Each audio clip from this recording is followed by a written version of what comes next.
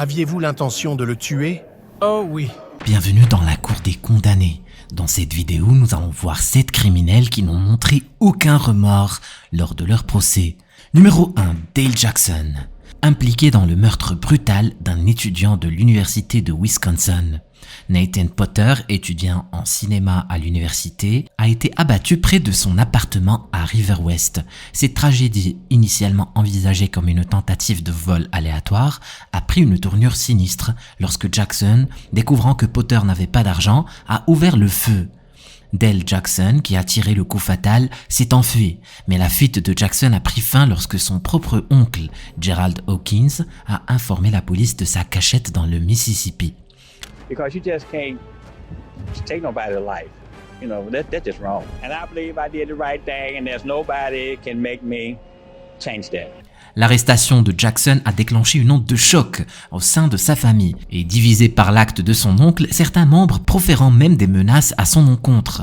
Mais les actions de Hawkins se sont avérées justifiées, surtout face au comportement de Jackson lors de son arrestation, marqué par le mépris et le manque de remords envers la famille de la victime.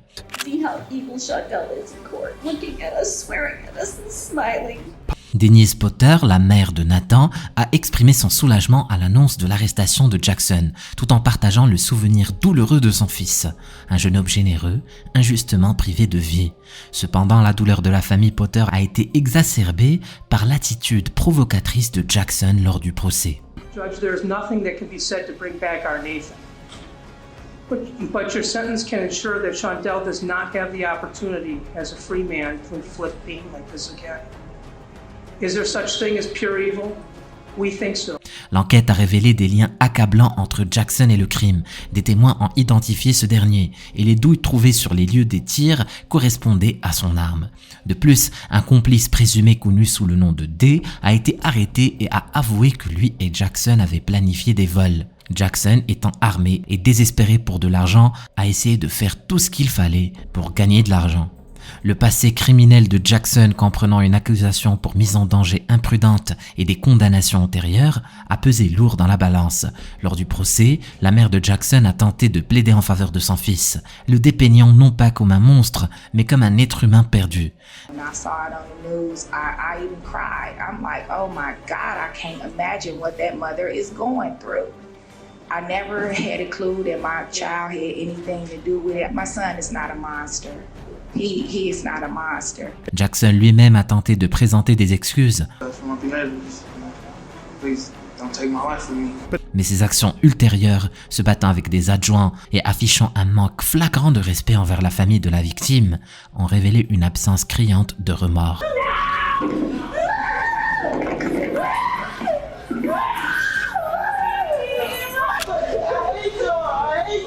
Si tu aimes bien mon contenu, mets un like et écris « Je me suis abonné » en commentaire et je te répondrai personnellement. Numéro 2. Le procès de Cami Gamette a choqué l'opinion publique américaine. Non seulement par la brutalité du meurtre de Marcel Hill, son petit ami, mais également par l'absence totale de remords manifestée par Gamette. En particulier face à l'atteinte de la victime, Diana Banks Joyner, lors de sa déclaration d'impact pendant le procès. Gamette a été accusé du meurtre de premier degré de Marcel Hill, qui a souffert de 11 blessures graves par arme blanche. Malgré les preuves accablantes, Gamette a maintenu qu'elle avait agi en légitime défense. Basically at trial, the way I was portrayed, mostly everything was lies. There was a little bit of truth, but mostly I was convicted off the lies. Croyant que Hill était un agresseur inconnu dans leur appartement sombre sur l'Ancienne Avenue. Cependant, les rapports indiquaient qu'elle avait utilisé un couteau pour infliger des blessures mortelles à Hill. L'attitude de Gamette pendant le procès a particulièrement choqué l'audience et le juge lorsque Diana Banks Joyner, une parente de Hill, a pris la parole pour parler des abus subis par Hill de la part de Gamette. Cette dernière a interrompu avec mépris, roulant les yeux et demandant de manière provocatrice « C'est tout ?»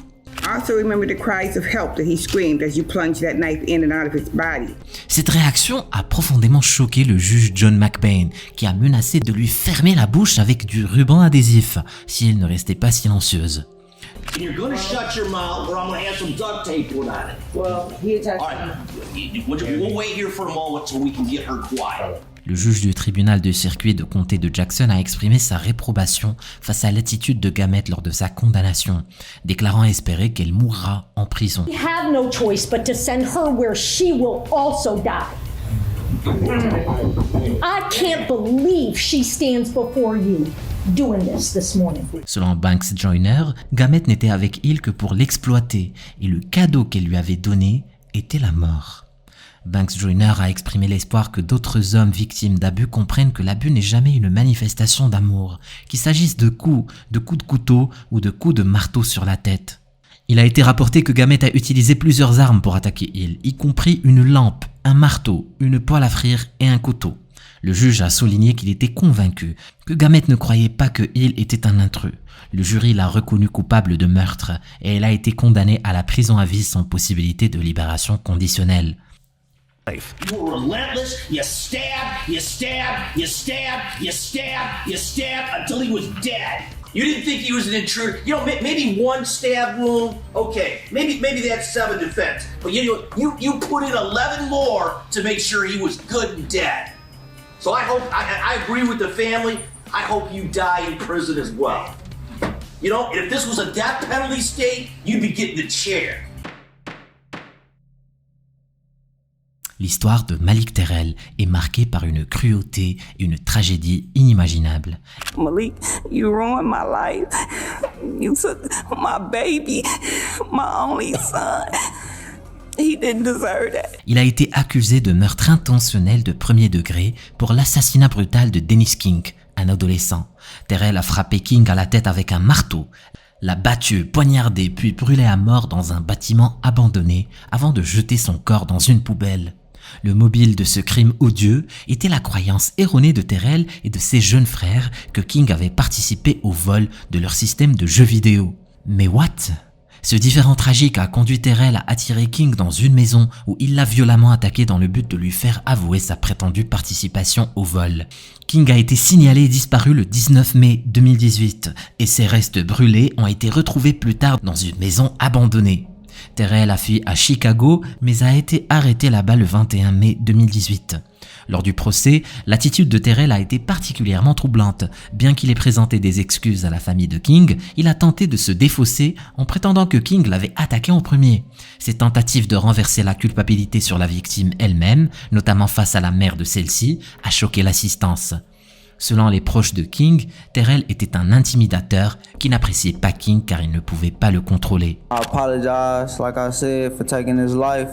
And this, it wasn't over no video game. You right, it was cause he came back to my house and tried to attack me. La déclaration insensible et le manque de remords de Terrell ont conduit le juge à les condamner à une peine d'emprisonnement à perpétuité, sans possibilité de libération conditionnelle. On a scale of 1 to 10 for homicides, this is about a 15. Not only did the defendant murder a 15-year-old, when he gets a chance to make a statement to the court, he feigns remorse and then tries to blame the 15-year-old. Le juge a souligné l'horreur et la gravité du crime, affirmant que Terrell ne devrait jamais avoir la possibilité de demander une surveillance prolongée. Cette décision a été accueillie par des applaudissements dans la salle d'audience. He's going to serve a life means life sentence. I'm not allowing this defendant to ever petition for extended supervision. Bien que le juge ait rappelé que toutes ces tragédies étaient nées d'un simple conflit autour d'un jeu vidéo. Le juge a également ordonné à Terrell de payer $3 500 en dédommagement au fonds de compensation des victimes de crimes. Cependant, ce montant était dérisoire en comparaison de la perte d'un être cher. La mère et le jeune frère de Terrell ont également plaidé coupables de l'avoir aidé dans cette affaire et ont reçu des peines de prison de 3 ans et de 18 mois respectivement. Flippant, non? Le cas de Ronnie O'Neal. Ronnie O'Neal a été accusé d'avoir brutalement assassiné sa petite amie Kenyetta Barron et leur fille de 9 ans et d'avoir tenté de tuer leur fils de 8 ans dans leur maison à Riverview en 2018 avant d'incendier la demeure. Il a été inculpé de 2 chefs de meurtre au premier degré, d'une tentative de meurtre au premier degré, d'incendie criminel, de 2 chefs de maltraitance aggravée d'enfants et de résistance à un officier sans violence. Dans un tournant dramatique, O'Neal a choisi de se représenter lui-même lors du procès pour double meurtre. Son comportement durant le procès, où il a crié sur les jurys et a blâmé sa petite amie pour les meurtres, a été perçu comme une parodie du système judiciaire. Cependant, le moment le plus déchirant a été lorsqu'il a interrogé son fils. Do you remember doing things with me? As far as things in the neighborhood and going to family events and things like that? Then he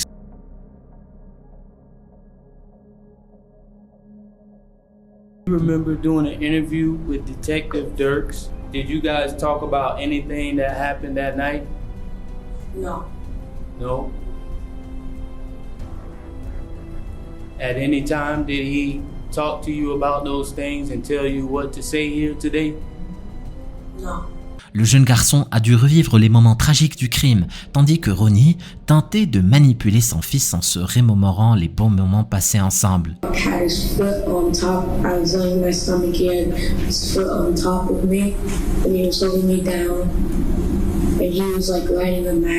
Les proches de la mère et de la fille assassinée étaient présents au tribunal pendant la prononce de la peine. L'un des moments les plus émotionnels du procès a été le témoignage du fils de Ronnie contre son père. Mais peut-être le moment le plus choquant et arrogant du procès a été lors de la déclaration d'ouverture, où Ronnie a crié sur les jurés, et durant son plaidoyer final où il a catégoriquement nié avoir commis les meurtres.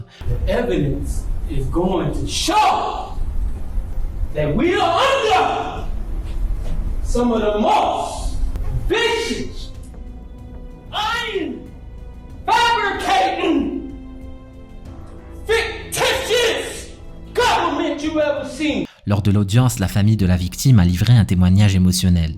Carrie Lloyd, la mère de Kenyatta, a déclaré que Ronnie avait volé des anges à la famille, y compris sa fille Ronnie Vea, qui avait des besoins spéciaux et ne pouvait pas parler. Lloyd s'est dite déçue du verdict du jury et souhaitait qu'O'Neal soit condamné à mort. Avant que la juge Michelle Cisco ne prononce sa peine, O'Neal, menotté et vêtu d'une combinaison de détenu rouge, s'est tourné vers l'auditoire et a déclaré qu'il ne s'excuserait pas pour ses actes. La juge Cisco l'a averti qu'elle le ferait sortir du tribunal s'il criait à nouveau. Elle a demandé à O'Neal de se lever et de lui faire face alors qu'elle prononçait sa peine. Le juge Cisco a rappelé le témoignage d'un pompier qui avait porté le corps de Ron Nivea, âgé de 9 ans, hors de la maison. Elle a accordé une attention particulière aux détails entourant la mort de Ron Nivea, que Ronnie a tué avec une hache.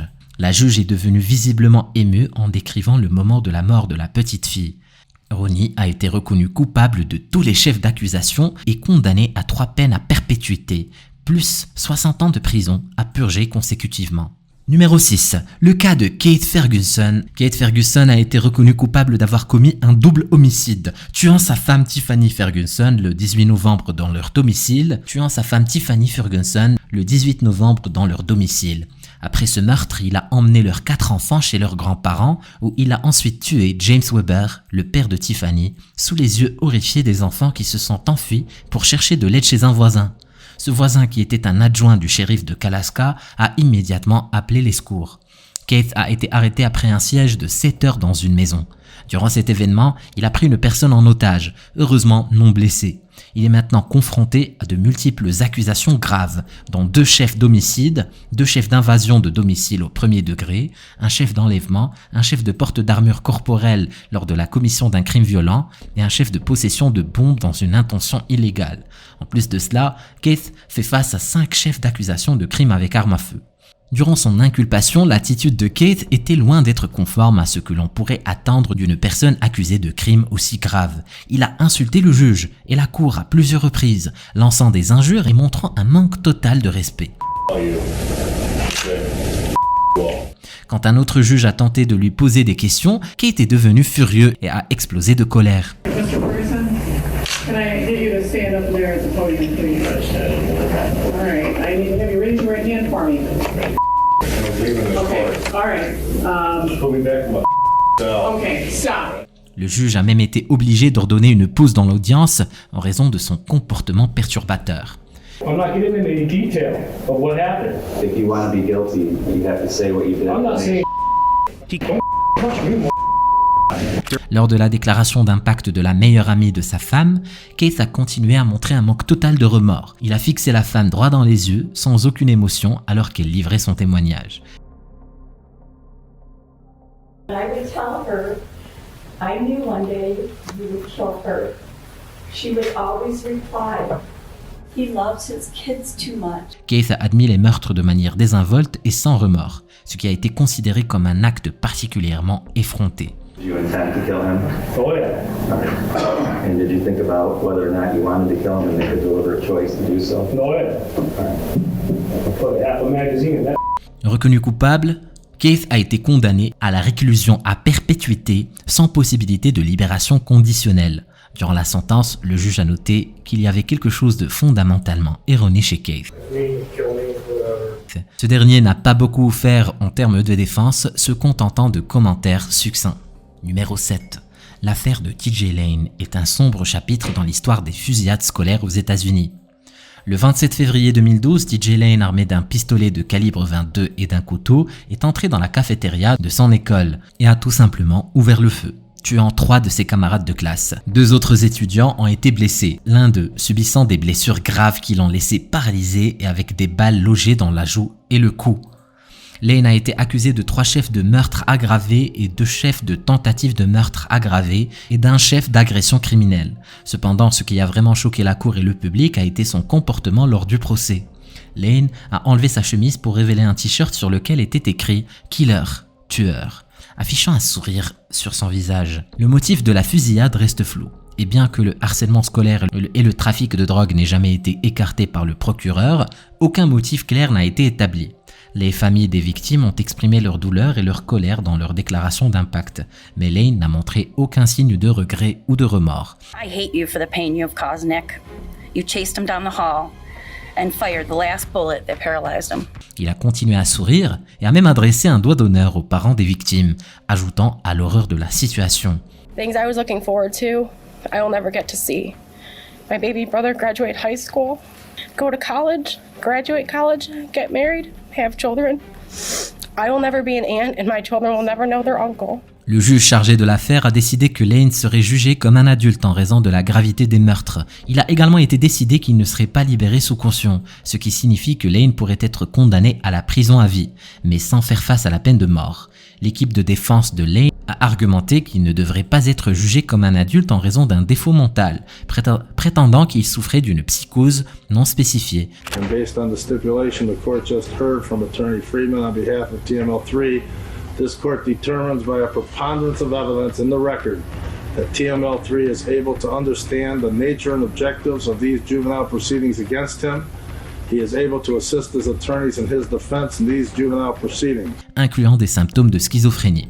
Cependant, le procureur a soutenu que Lane était froid et insensible et qu'il devait être jugé devant un tribunal pour adultes, une opinion soutenue par l'audience sur sa compétence.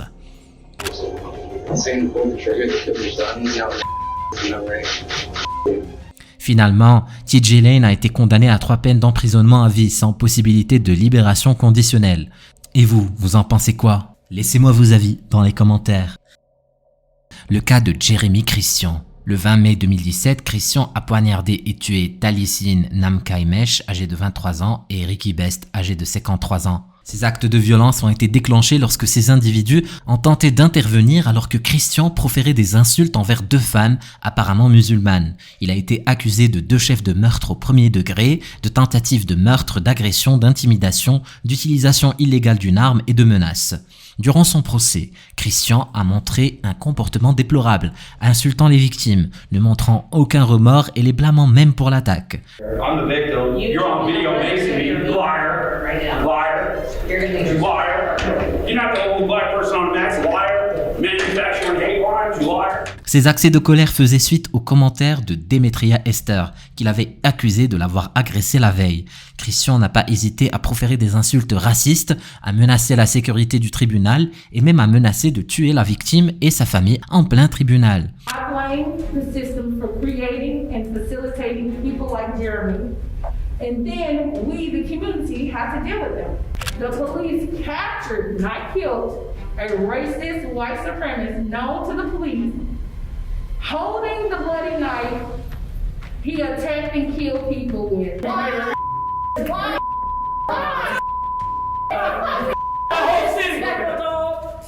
Floyd. George Floyd. I should have killed you. Micah Fetcher, le survivant de l'attaque de Christian, a témoigné de ses nouvelles craintes et difficultés dans la vie quotidienne. Dans sa déclaration finale, Christian n'a pas assumé la responsabilité des coups de couteau et a plutôt blâmé Fetcher. Il a nié avoir dirigé des discours haineux contre 2 adolescentes, affirmant qu'il exerçait son droit à la liberté d'expression. Cependant, des témoins ont rapporté que Christian avait déclenché un flot d'insultes visant les musulmans, les chrétiens et les juifs, parlant de décapitation et criant « Rentrez chez vous, nous avons besoin d'Américains ici », avant de poignarder les victimes. La juge a condamné Christian à passer le reste de sa vie en prison pour le meurtre de 2 passagers. Il a également reçu plus de 25 ans supplémentaires pour tentative de meurtre au premier degré. Agression et crime de haine contre une femme noire et 2 adolescentes. Bien que les avocats de Christian aient soutenu que la peine maximale qu'il pouvait recevoir était la prison à vie avec un minimum de 30 ans, la juge Albrecht a suivi l'avis des procureurs et lui a donné une véritable peine à perpétuité. Jérémy Christian ne verra plus jamais la lumière du jour en dehors d'une prison. Ces criminels violents ont été abattus en plein tribunal. Clique sur la vidéo pour en savoir plus. Vas-y, clique.